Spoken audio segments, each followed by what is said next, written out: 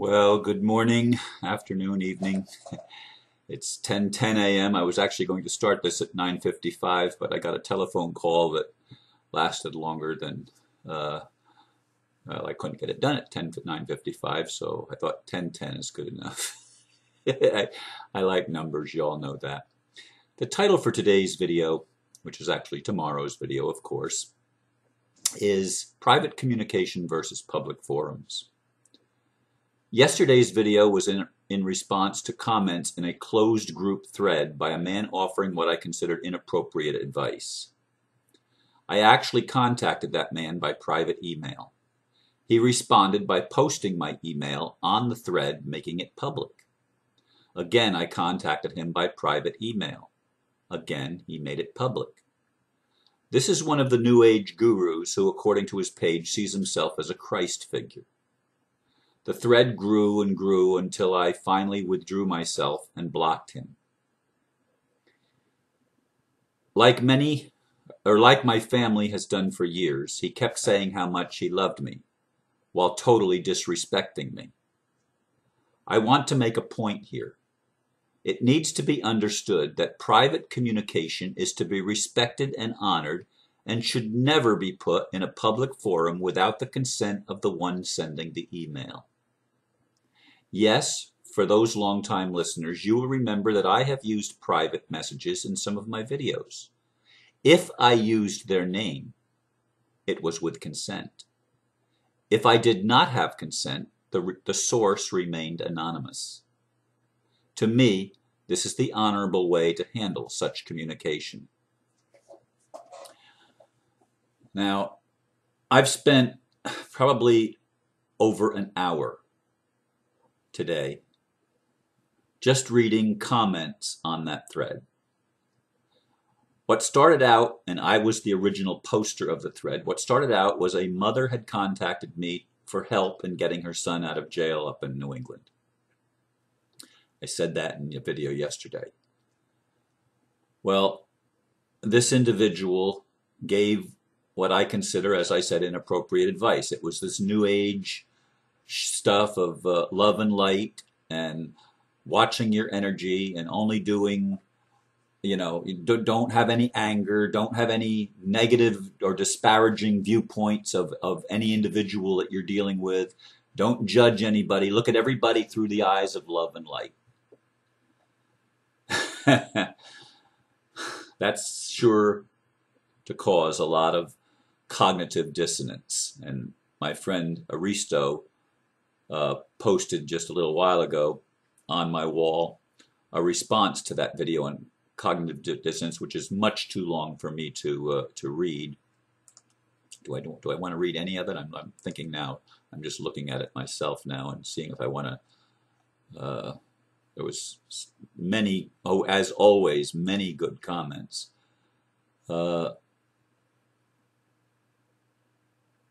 No, I'm not going to look through it because there's so many good comments, and if you're on my Facebook wall, you'll be able to see it for yourself. And if you know Aristo, you can contact him and have it sent to you if you're on YouTube or whatever. I'm sure he'd be willing to do that. In any case, this thing escalated all out of proportion. One lady started defending him because, quite honestly, I mean, I find very little resonance with this man. It's actually a dissonance.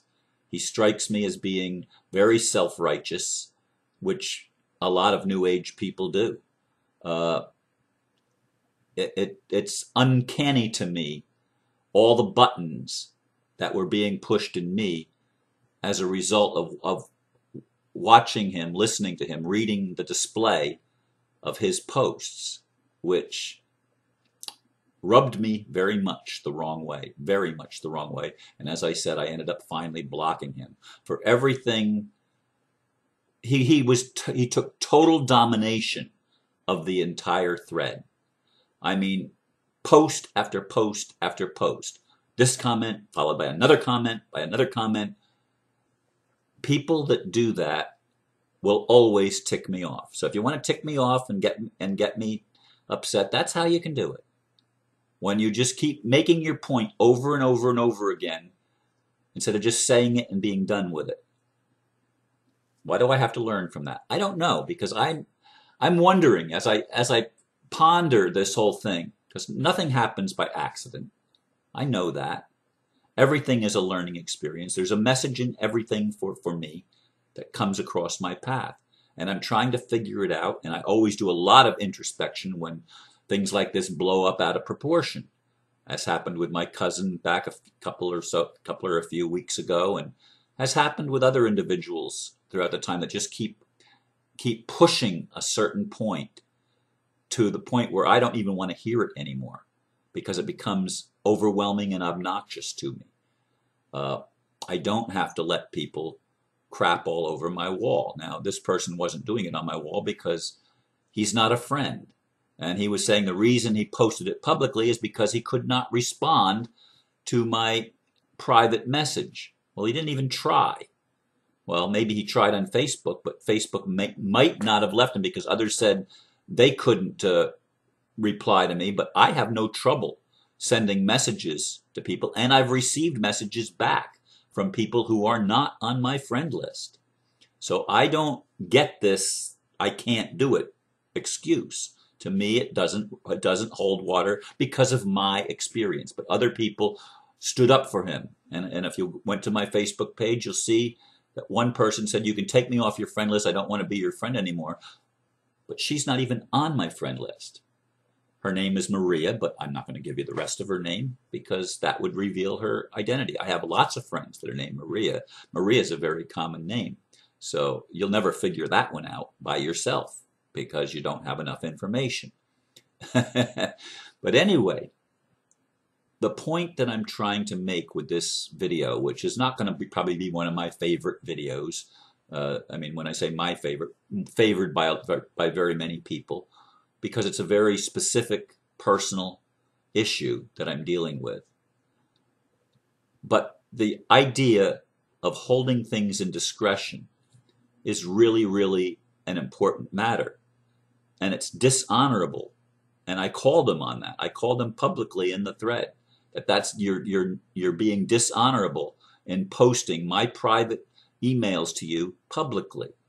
And he says, "Well, you didn't ask me not to. You didn't tell me, you weren't giving me my consent." Well, when I send you an email privately, it's not public. There's no, that's understood by anybody with reasonable intelligence that if this is coming to me privately, there must be a reason why it's private and not public. I could have said the same thing publicly, but I would never attack anybody or share a negative impression that I have publicly with somebody else that, have I done that with Neil Dyer? Yes, I have. Yes, I have, because it has continued over and over and over again since the beginning of me doing my videos. This whole thing of him standing up and talking, he's basically New Age BS also, that everything is in perfect divine order. The court system is exactly the court system that is needed. The whole system, the matrix, is perfectly designed. It's the will of God, and when you're resisting it, you're in the wrong energy. When you get angry about it, you're in the wrong energy. This is all the New Age crap that doesn't allow us to be authentic and genuine and real. And the people that push that stuff appear hypocritical, self-righteous, and absolutely out of integrity and without any authenticity at all, which is exactly how this person strikes me. He rubs me totally the wrong way in everything that he's saying and the way that he's presenting himself. And, yes, I guess he's a delegate. He's one of the Swiss Indo delegates. And I don't know how, because he's new. He's new. But in any case, from what I understand, he is a delegate. He's on the closed delegate group. It's a closed group for delegates. So he's on there. But then again, there are some other people that I know aren't actually delegates, but they somehow are in that group too. So I'm not sure how everything works there. But in any case, I want to make it clear that Private communication needs to be kept private. If you need to make it public, you don't need to put the person's name in it. You don't need to draw attention to somebody else to try to make them look bad, which is exactly what this person was doing. I didn't choose to go into argument with him in the public forum. I chose to do it privately. He wanted attention. And these people that post one thing after another, all they're looking for is attention. And I mean, I get drawn into it, and it's hard sometimes not to because you're involved, you're in it. But I had to finally say, look, I'm not going to do anymore. I'm not going to do this anymore. And I've done that on other threads as well, where it just gets out of control because people are no longer listening. And maybe I couldn't hear this gentleman. Maybe because of all the filters through which I was perceiving him, maybe I would be totally unable to ever hear him. Because I've been, in my mind, I've been more or less where he is, trying to make sense out of these New Age doctrines of only focusing on positive things and stuff like that. I've tried to do that, although I've always, as I said in the previous video, I've always been an advocate for integrating the shadow or the dark side or the negative energy. I've never been an advocate of denial. I've never been an advocate of trying to escape the dark thing. I've always, from way back, way back, telling the truth, the absolute truth of what you're experiencing and what you're feeling. That truth always, that's what you should always present. Now, when you're presenting what you feel is your truth or your feeling about somebody else and it could hurt them, it needs to be done privately, which is why I attempted to do it privately. I never intended for it to be blown all out of proportion in a public forum, where now a whole bunch of other people are affected with energy that they didn't need to be infected with.